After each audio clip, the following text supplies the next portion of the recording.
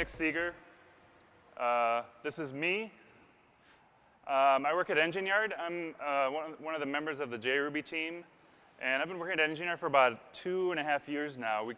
Charles, Tom, and we both came from Sun right before they got acquired by Oracle, and we got hired on by Engine Yard to work specifically on JRuby, make JRuby better as a Ruby implementation, and also to improve JRuby and make it suitable for deploying to Engine Yard Cloud. So what actually I have been doing most recently is working on JRuby in the context of Engine Yard's products and making sure that we have a JRuby solution there.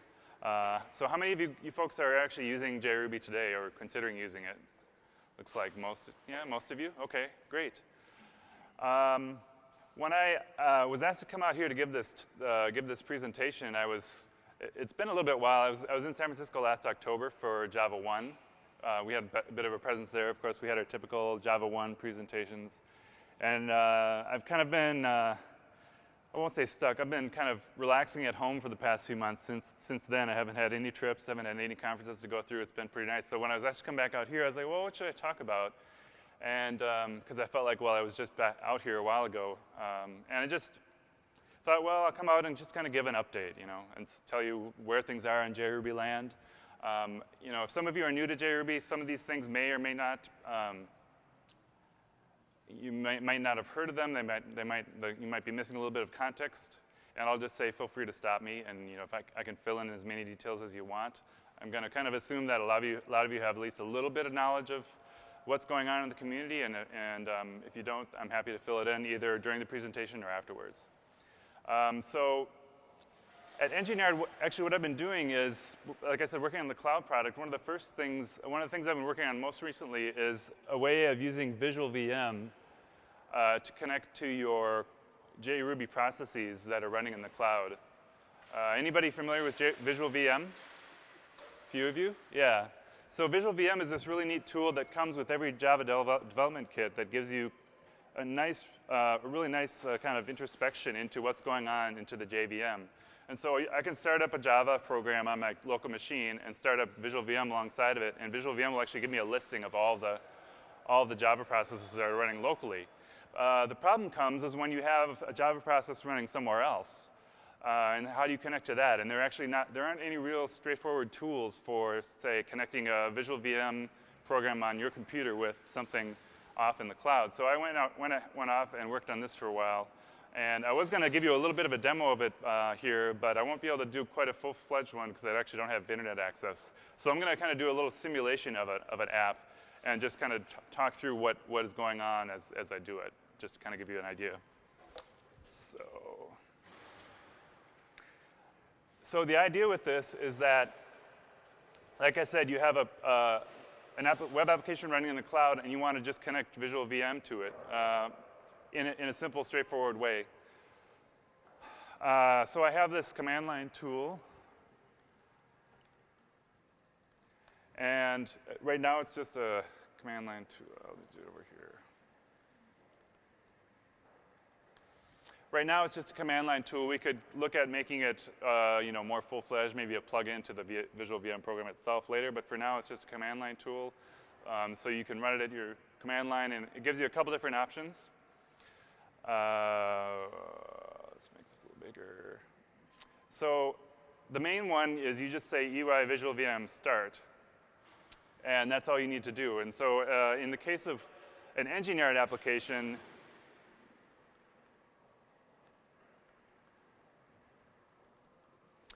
I have a couple of extra convenience features built into the program specifically for Engine Yard apps, since that's, of course, my employer, and I want to make things work well for our cloud. So when you want to connect to an Engine Yard application, you can actually specify the environment or account in your Engine Yard cloud where your Engine Yard cloud application is running, and it will just go directly out to those. You don't have to worry about what EC2 host it's running on, any of those things.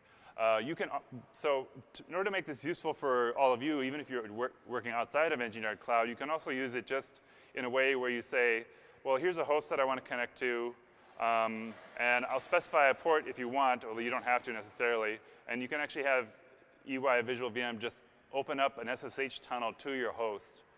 and then wire things up that way. So what happens is you have a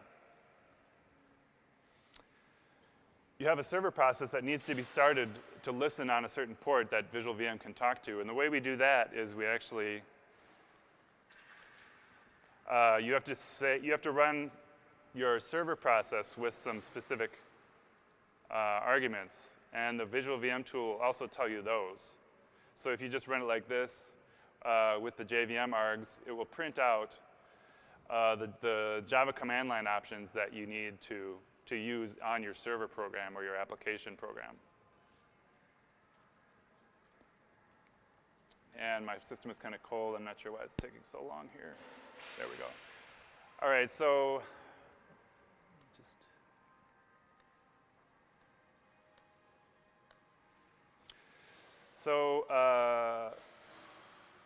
let me just run this one more time. This is somewhat unrehearsed. I prepared all this material just for this for tonight, so apologies if it's there are a couple of rough edges here. But trying to do this on the fly. So we get these JVM arguments, and what we can do is simply put those in an environment variable called Java ops, which the JRuby command line program recognizes, and it will pass those on to the JVM. So we want to take those, got to quote them. So like that. And then what I have is, to simulate a server application, I have this little program which just runs in a loop. Just a little Ruby program runs in a loop. And every so often, every 10 times through the loop, I'm going to just generate an exception just to kind of simulate maybe a problem that maybe happens periodically in an application that we're trying to troubleshoot, for example. So I can start this program. So I've got my Java, the options set for my server. I can just start this program like that.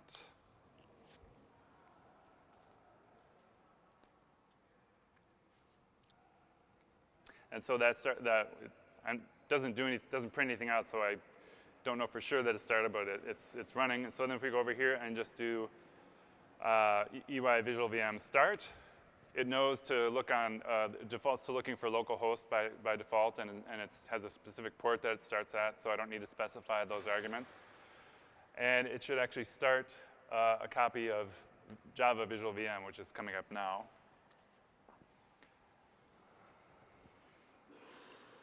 So you see, so this is Visual VM if you haven't seen it before. One of the things, again, that I mentioned is when you're using Visual VM on your desktop machine or your notebook, you have already have a listing of all the Java processes that are running on your machine. So in that case, this tool becomes superfluous, really. You don't really need it. You can just connect to them directly by selecting them here. I ran it this way just to simulate, well, if this program was running on a different server, the tool, like I said, has that extra smarts to do an SSH tunnel and connect to the host and set the same thing up.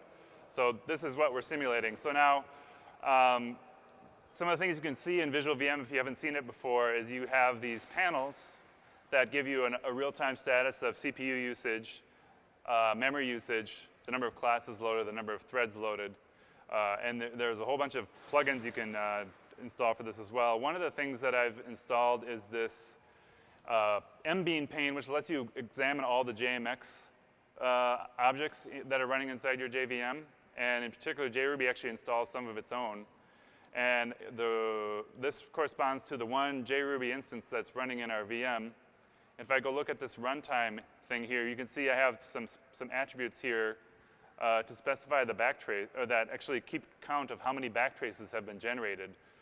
We've found over time that one of the source of performance problems with lots of Ruby applications is that it's so easy to capture errors and ignore them and drop exceptions on the floor.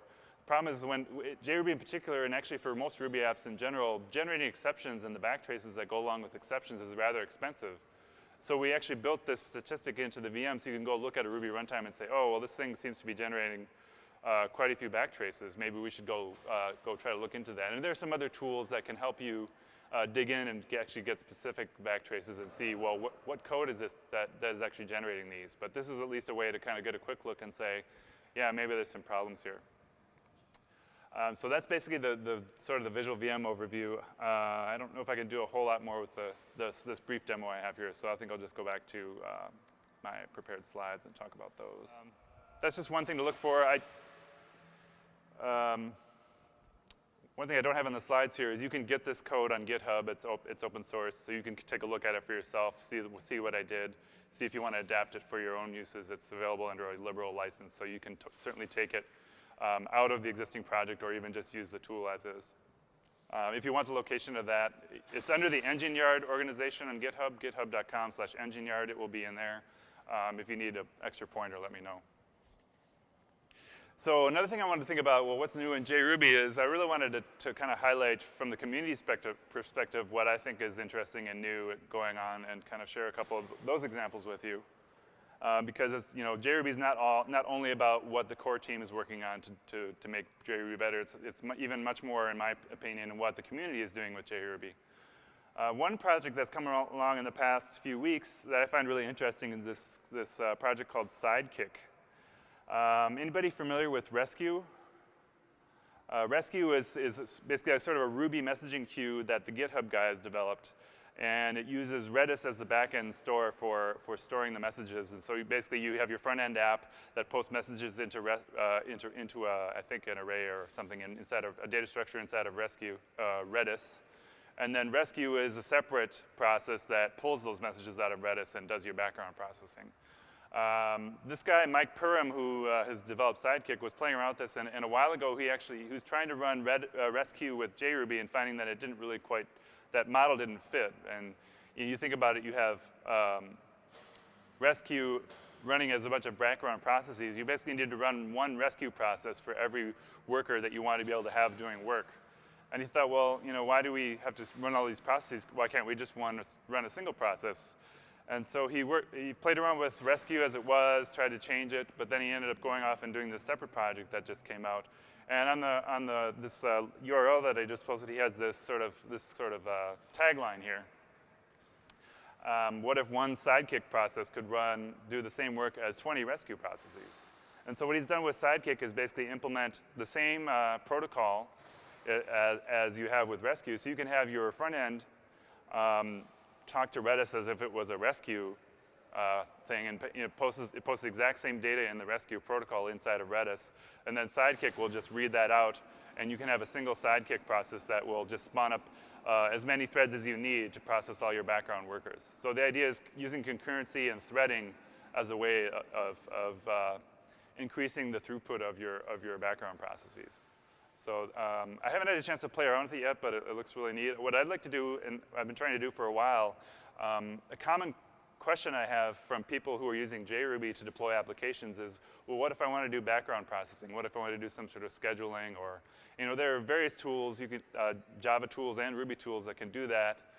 And they sometimes work well in a JRuby environment, sometimes not. What I'd really like to do is something like Sidekick is take it and make it possible to deploy Sidekick alongside a Rails application inside of a single JVM and just have it all just working. Yeah. Another area I find particularly interesting, I've been, being a JRuby person and a Java person, I tend to call myself a polyglot, although I actually haven't really been keeping up much with all the language advances on the JVM, whether it be Clojure, Scala, Groovy, some of the newer ones like Kotlin, or all these different languages. It's getting to the point where it's getting really hard to keep up with all of them, and I generally like that idea that the pragmatic programmers wrote about, where take the time to actually learn something new, learn a new language every year, that whole idea. I'm like, yeah, great, and then the years go by, and I've been doing Java and Ruby for 5 years and haven't really sat down to do any new language stuff. But I feel like I have a background with Emacs and lists, a little bit of background in the Lisp world, and I feel like Clojure is a different enough thing by itself that taking two things like JRuby, or Ruby in this case, and Clojure, it feels like there's potential for marrying them in a way where they're different enough as languages technologies that there's not a lot of overlap. They might actually fit together if you like to mix and match tools in this kind of way. And there's actually been a little bit of activity in the community recently around this too. So I actually don't really know much Clojure at all, so I just cobbled together an extremely minimalist example of just creating a hash map and then accessing it. And that's just for the purposes of translating it to the Ruby versions here. So you can see here I'm declaring a variable called hmap, creating a hash map, which underneath the covers for Clojure is actually, it's a persistent data structure, which is a really nice feature of Clojure, that you get that sharing within the data structure without the concurrency aspects of it, where you might overwrite things. So the data structures stay immutable, but they change and share the state that has not changed between different versions of the map. So we're doing that and just getting a key out of it and checking if it has that key. So you have a Clojure file. One thing you could do from Ruby is just say, oh, well, let's just use JRuby's Java integration to just call out to the Clojure command line.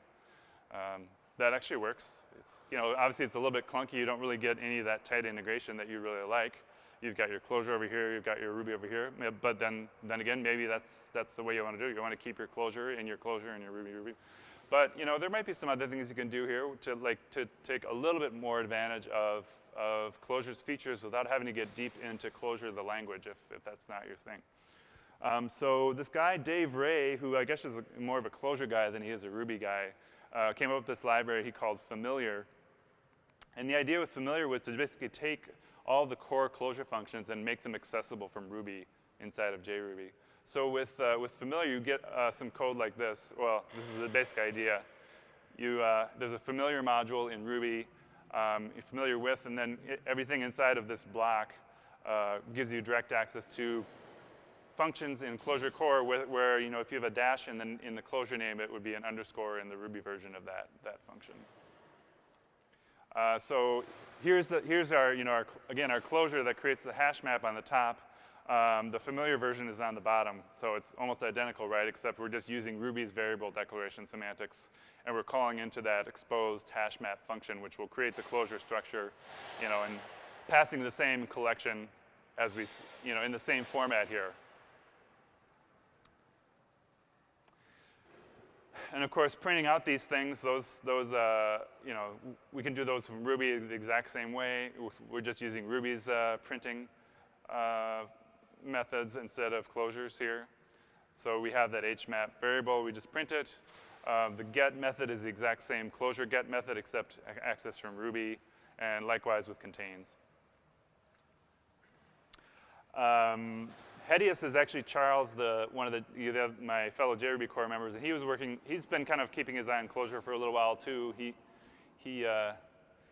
thinks there's also maybe a lot to be gotten from kind of mixing the two together, and he cobbled together a library recently that kind of takes another stab at this, and it's still a little bit in its infancy, but it's yet another way to do this. I think it's worth kind of contrasting a little bit. So Charlie's approach was to instead of tying into Clojure core directly, he wanted to just basically expose the data structure. So we created this Clojure library and all the different data structures exposed through specific classes in the library. And so you access them in a much more Ruby-like way. In this case, if you want to create a hash, there's a persistent map class that has a hash method for constructing. And in this case, you're actually passing in a Ruby hash, and the code underneath traverses the Ruby hash and converts it into the corresponding Clojure hash. One thing and so then you see here below, you get the same sort of Clojure data structure out of it, but you can access the things in the data structure using the Ruby's operator, syntax sugar methods for referencing into the hash or checking if there's a key. And what's interesting about this is it actually is just an artifact of the fact that Clojure data structures implement some of the same top-level Java interfaces. So in the case of these, the Clojure persistent maps implement Java util map, and JRuby happens to have syntactic, not syntactic sugar, but decoration around anything that implements Java util map inside of JRuby. We automatically make it possible to use Ruby hash semantics to do those things. So you pretty much get it for free. What this actually means is you can go back and use the same kind of access method for the familiar version as well. So what happens if you try to modify the map? So like if you do hmap bar equals something. Yeah, that's a good question. Should we try it? Might as well. I know just enough closure to know that closure will just basically create a new one. So yeah. there, or the new one's there, and they may well share memory, but that's out of Right. control.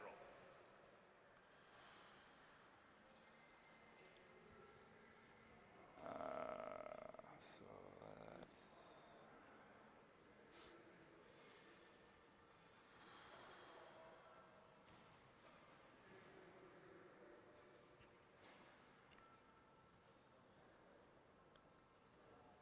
Okay.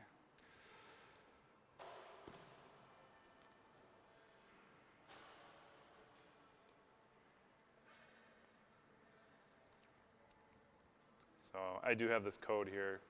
I have a link in my slides if you want to go check out the way this is wired together.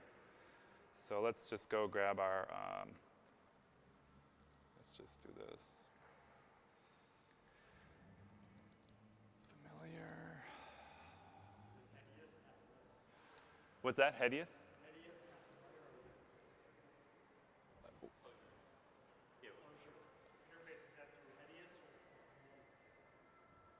Which one? That Hedius's thing, the closure, Yeah, that's. and that doesn't depend on familiar, does it? No, they're separate. Yeah. They're separate. I'm just using the familiar version here. So hmap. So you can see the actual class of hmap as a closure lang persistent hash map. And so your question was, what if we do hmap foo equals bar. Explodes. So it actually, it appears that closure's persistent hash map interface throws unsupported ops for write through. Yeah. Okay. That makes sense.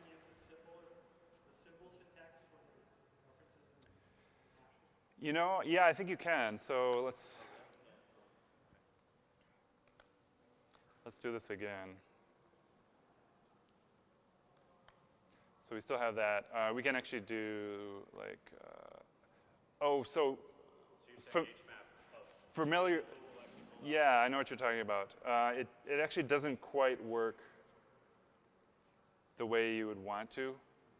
So like you're saying, take this, right?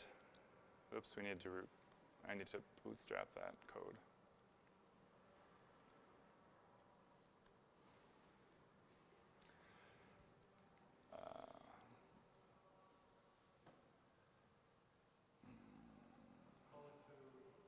Yeah. Right, so we have this hmap, which is an instance of the closure persistent map. So the problem is, you know, can we do it like, yeah, foo, like this?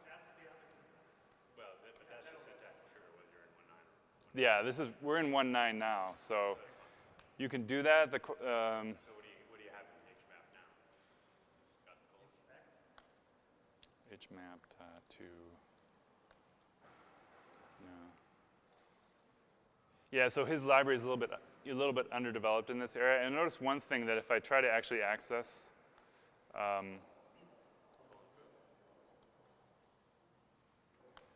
actually get an exception here, because he's not expecting it to be, he's expecting the keys to be something that, you know, Clojure would know about. And what's actually in there is a Ruby symbol, and there's no automatic conversion for symbols. So still very much in its infancy. But, you know, it's interesting that comment you had about, you know, what happens. And so that's kind of what I would have expected first of all, but I wasn't sure. So it's kind of fun to see that's actually what happens. So again, with Clojure, you know, if you're familiar with Clojure and the way it does modifications, you use a ref, and then you have to, you know, it's got a software transactional memory system where you have to open a transaction before you modify a variable, in this case a ref. So if we create a ref and we try to set it, do a ref set on it outside of a transaction, we get an exception. But if we use the doSync method, which is Clojure's way of saying, please open a transaction, do the ref set in there, then it works. And that, pretty much the identical code for the Clojure. This is really confusing now, talking about Clojure, the language, and this extension. But basically the same thing here. You can see there's a tiny bit of a difference here. We're kind of using more of an object-oriented approach here, calling set on the ref rather than using a ref set function here. Yep, definitely. In fact, you and I were talking about Scala a little bit before we started here, and we do have a little bit of Scala support built into JRuby, so that if you're using Scala classes from JRuby, it knows about some of the special class names for some of the ways that Scala generates classes under the hood. I'm worried that it's a little bit brittle though, because Scala's compiler changes so frequently that the output it generates may not be compatible with what JRuby expects at the current time. Erlang, yeah, Erjang, yeah, use Erjang for sure. Yeah. So I have a little short URL here which will take you to the gist that has this code. Which, again, just serves the purpose of showing you how this stuff fits together. The actual code that it's doing is fairly trivial, but at least you'll get an idea. Hopefully you'll be able to get that running. So highlighted a couple of community things. I'm sure there are tons more out there, and if you guys know of any that you're currently looking at or interested in, I'd be glad to hear about those too. I'll shift gears a little bit now and talk about from JRuby core's perspective, kind of what's happening in the core of JRuby. And the answer there really doesn't change quite as much over time. Like for the past 6 months or so, it's all pretty much been about the same thing, and that happens to be Java 7. Anybody out here using Java 7 in production yet? Very. We've installed it at a customer site, but it isn't live yet. Okay, that's pretty close. We're almost there. Yeah. Yeah, good. Yeah, so Java 7 came out last summer, end of July.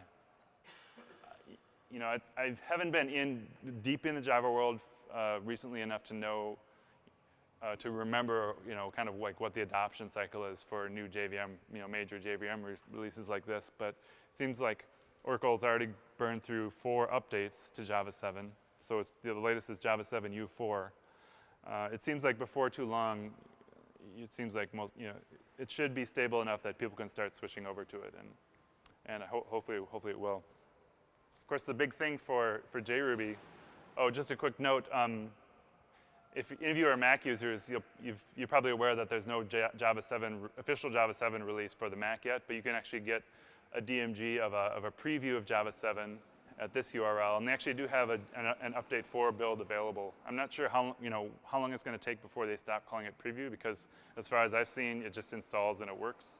So maybe it's not the production quality thing that you're concerned about, but most of the people I know are not actually deploying Java software to Macs in production. It's usually deploying to Linux or something else. So it should be good enough for development, and certainly good enough to try JRuby with the Java 7 features. So the big thing, of course, in Java 7 that gets JRuby all excited is invoke dynamic. Can anybody tell me what invoke dynamic actually is or what it does? Pretty much, yeah. Well, so it was functional in the initial release, but there were some aspects of the implementation that were suboptimal that made things really slow. Yeah, it was like update 2 or 3, something like that. So. Yeah, so I mean, now we're definitely in the clear, and all the testing that we've been doing based on the latest Java 7 is proving to come true in that respect. So there's still a fair amount of not misunderstanding, but maybe not enough familiarity with what's really going on with invoke dynamic that I thought I'd take another stab at giving you an idea of what's actually going on here, why it's important for JRuby. And I'm going to take a little detour through this really cool blog post that I read in the past couple of months. This guy named Tom Stewart gave a talk at Ruby Manor, I think late last year. It was a conference in the UK. And he called his talk Programming with Nothing. And hopefully as I talk through this a little bit, you'll see why this is going to be relevant for invoke dynamic, but for now, just kind of bear with me. So the idea of this talk that he gave was, what if you had a version of Ruby where all you had in it were lambdas and the ability to call lambdas? You know, you don't have any if statements, you don't have any constants, you don't have any literals, you don't have any strings. Can you actually implement anything? And you know, for those of you who are familiar with lambda calculus and Turing completeness, yeah, you know, you can get there. So, but what's really cool if you go read the post is, you know, he kind of breaks it down in step-by-step detail. And you know, personally, I actually didn't go to school for computer science. I was a double E major. So some of this stuff was a little bit lost on me until recently, but so it's fun for me to go catch up and kind of see, you know, what's happening under the covers. So sort of the crux of the talk is he talks about FizzBuzz. You guys familiar with the little FizzBuzz test? It's, you know, code like this, right? So here's some Ruby code that implements FizzBuzz. If you loop through a bunch of numbers, and if you have multiples of 5, 3, 5, or 15, you print out different things. And so how would you go about implementing FizzBuzz with just a simple language that only has lambdas and the ability to call lambdas? Well, he actually builds it up. He builds it up step by step. He covers every aspect of this, from numbers to iteration to the modulo operator, the conditionals. And when he adds it all up, you actually get a FizzBuzz program that looks like this. And this is all just, lambdas and calls. You can see that you've got the arrows for the lambdas, and you've got the square brackets that are some calling of that lambda. So go check out the blog post to see how that actually matches up. I thought that was pretty funny, though. So the crux of this, right, is that you've got this unit of this kind of lowest common denominator unit of just having a chunk of code and executing it. And the sort of the magic behind invoke dynamic is actually basically that same thing. So in the JDK, these are called method handles. And really, a method handle is, it is basically a lambda in a sort of way. What actually happens when you're actually running code that uses invoke dynamic, JRuby will compile down to bytecode, and when it detects that Java 7 or higher is available, it will generate bytecode that has the invoke dynamic bytecode in it. And along with that invoke dynamic bytecode, there's a little bit of information.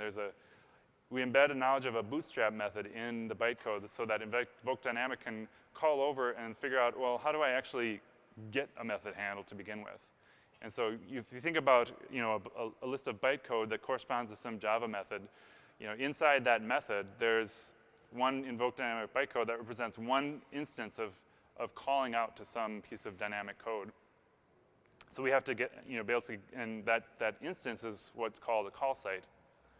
The call site has a target, which is the actual method handle itself. So the whole process of bootstrapping, which only occurs the very first time that particular bytecode is hit, is just to say, give me a call site and the method handle, construct that whole thing for me, and I'll hold on to it.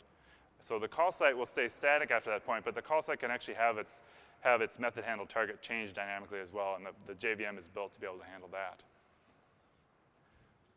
So the method handles actually look like this. This is a portion of the actual description, abstract class, and of course there's your invoke method. So your method handle is a lambda, and it's got your ability to execute it. So whereas the FizzBuzz program that we saw was extremely verbose because of the lack of additional utilities for building up the logic, method handles actually do come with a bunch of additional ways of sort of composing method handles and decorating them. So you can do things like mutate the argument lists as you call through a method. And there are really interesting ways of combining all these different utilities to implement things like Java try finally logic. You can actually, using these drop arguments and folding and guard with test and catch exception and all that sort of thing, you can actually implement try finally logic completely within method handles.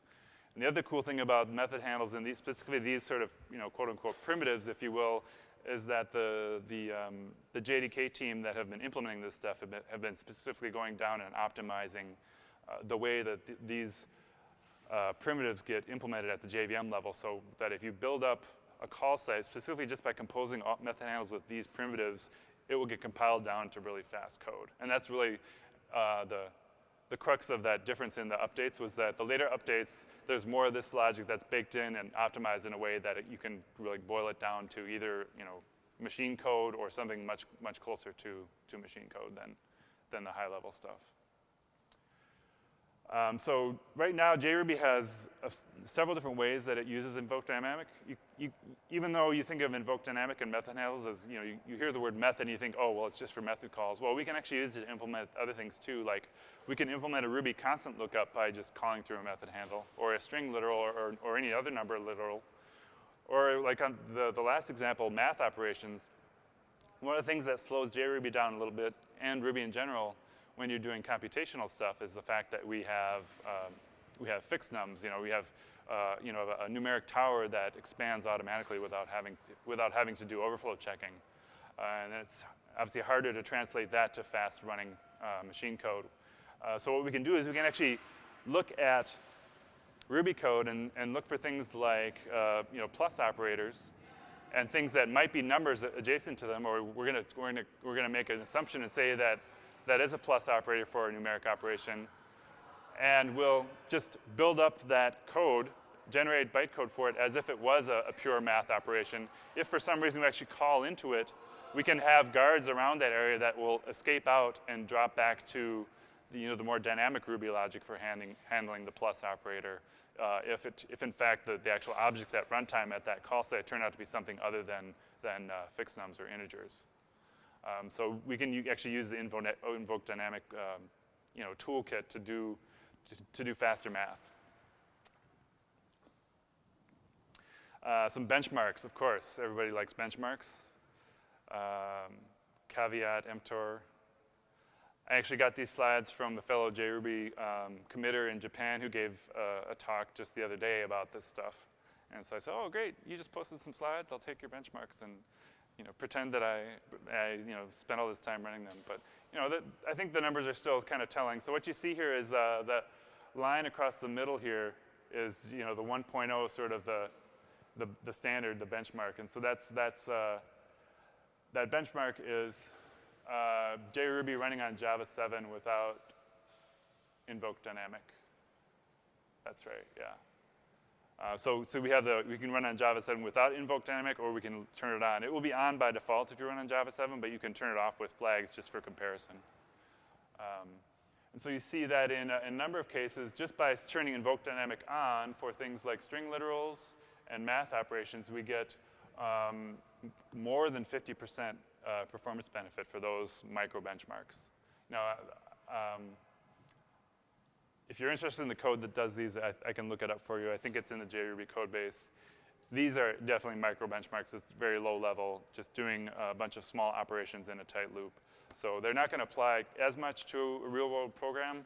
These benchmarks might give you a little bit more idea of a real world program where you're actually doing some non-trivial computations with these binary tree algorithms.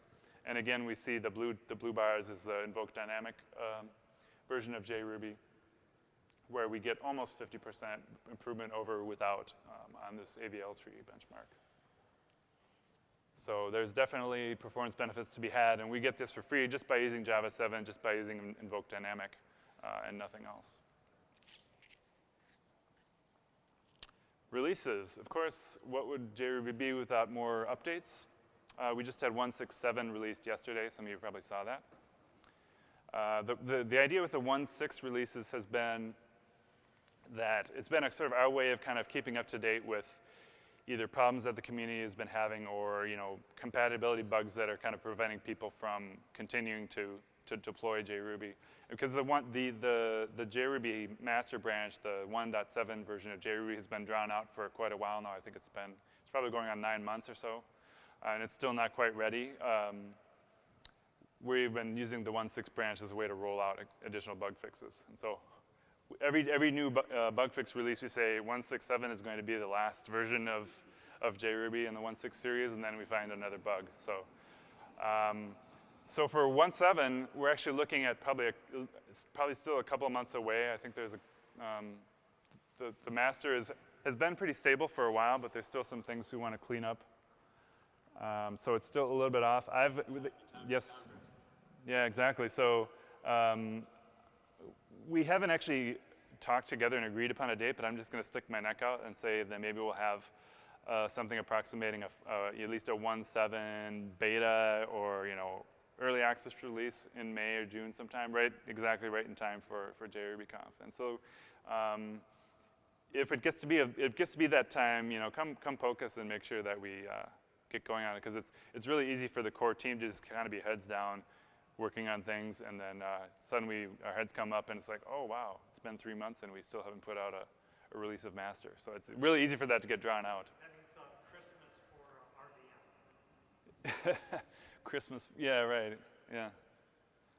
I want to just mention again that if any of you guys are using JRuby itself or some of the projects around JRuby, and if you have any interest in doing some open source stuff, they're always welcome contributions. And I find lately that my time has become more compressed and less available to do maintenance of the projects themselves. So if you have an inkling, please, you're always welcome to join us.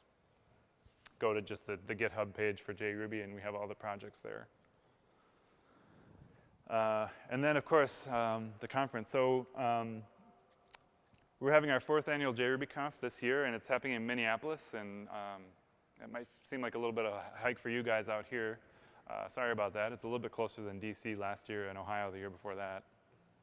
Of course, we're having it in Minneapolis. That's where Charlie, Tom, and I are all based. And we kind of just had this idea that, yeah, we should have a conference for JRuby in our hometown. So we're looking forward to playing hosts. So if any of you guys feel like joining us, we're having the conference at the Guthrie Theater, which is a sort of an internationally recognized piece of architecture right on the banks of the Mississippi. Should be really nice, a great venue. We're going to have whiskey and beer at a conference party, and hopefully lots of other good things planned. We've just started announcing speakers at the website. You can go there. We're going to continue to announce more content as we go forward. I'm having a lot of fun actually putting on the conference planning hat myself, and I've been the conference webmaster as well, which has also been kind of cramping my availability in terms of things I can accomplish, but it's another way of doing things. So as far as that's the end of my prepared material. I just want to close the talk here by saying, I kind of started out thinking about how to present this talk, and answer the question, well, what's new in JRuby?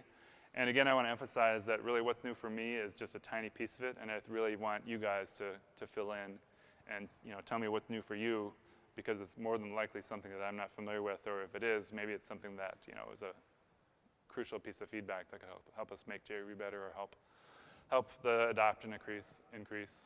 And I hope that as these meetups continue, whether or not they continue every month, I'm not sure, but I'm hoping that maybe some of you guys will step up and maybe present a quick story about your JRuby use down the road as these continue forward. So I'm not sure how we're doing on time, but I'll certainly be around for a while yet, and be happy to talk with you guys and just talk JRuby or talk whatever you want. So thanks.